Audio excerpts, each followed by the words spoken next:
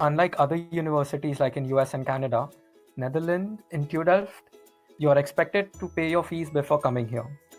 So the faster you pay your fees, the earlier access you get to choosing a house for yourself, a room rather, should I say.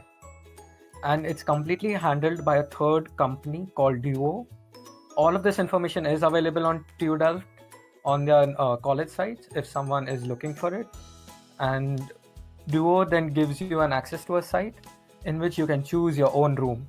I don't think you have a choice for your roommates, but you can choose your own room whether you want to share it with. And there are chances that if you pay too late, you might have to find your own room here, and for which sites are also available on TU Delft. And trust me, get a room through Delft. Don't wait to find your own room here, because you will be in India and you can't really do anything else. You have rooms ranging from 400 euros to 600 euros. Transport here is a bit expensive. That's why people usually bike around. If you get a house in Delft, you'll always see everyone biking here and there. The trams, buses, trains, etc. are comparatively expensive. If you're staying far away, you could bike if you want to, and it will take you a time. It will take you at least half an hour or so to bike, but the landscape is damn good. It's really beautiful. So country roads and canals and everything. So if you're okay with biking at times, sure, you can get a house in Rotterdam or The Hague that are pretty close. The bigger cities near Delft, and they are around just 30 minutes by bike. If you take a train, then it's less than 10 minutes, 10-15 minutes, that's it. But then your cost goes up because the trains are expensive.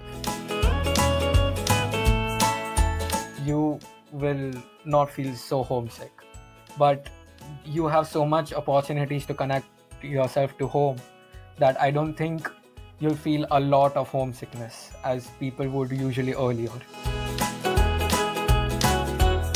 The people in general are really helpful. You won't find anyone, being pissed, angry. People will, if you're walking down the lane, you have to cross the street. In India, we know we have to wait. The cars won't wait for you. Here, it's the reverse way. The car will stop and will allow you to cross the road. The same thing happens with bikes too. The car will stop and let you pass through first. Professors are really kind. You have an integrated entire mail system in which the professors usually reply as soon as possible within a day or two. They are really helpful. They are really kind. They are extremely research oriented here, and it's a very good university. Like, you can always watch on I think Google Earth or something. You can actually move around my university if you really want to, and you'll appreciate it a lot more. There is a sports center, there's a great library, and each and every other faculty has their own building, which just elevates everything to another level. At TU Delft, there will be two types of orientations.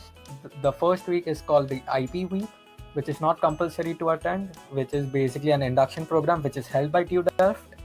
So it'll be like in general, where you come in contact with everyone that's come joining along with you for the academic year. I would recommend everyone to attend their faculty specific orientation day, because that's the time they give you all the information about the course.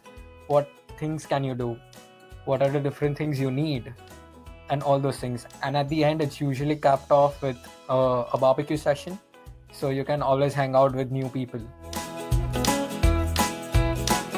Out of a strength of around 120 students, there are just around 18 to 20 Indians. That's it. The rest are from EU or Dutch people. In the Indians, at least, that I know, around 3 or 4 people who had prior experience. In the end, it's up to you whether do you want to take some experience and then go for masters, or do you just want to follow masters?